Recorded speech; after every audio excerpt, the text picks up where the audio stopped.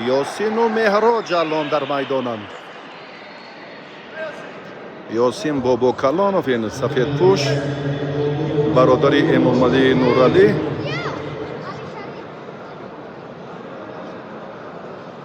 و پهلوان سبز پوش از دنقره است.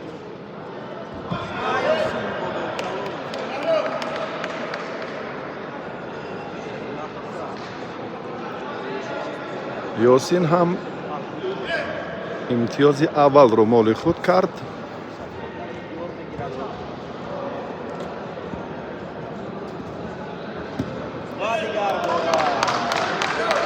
الان پهلو بسیار در یک فرصت کوتاه، حتی دقیقه هم پشت سر نشد و یاسین ظفر یافت.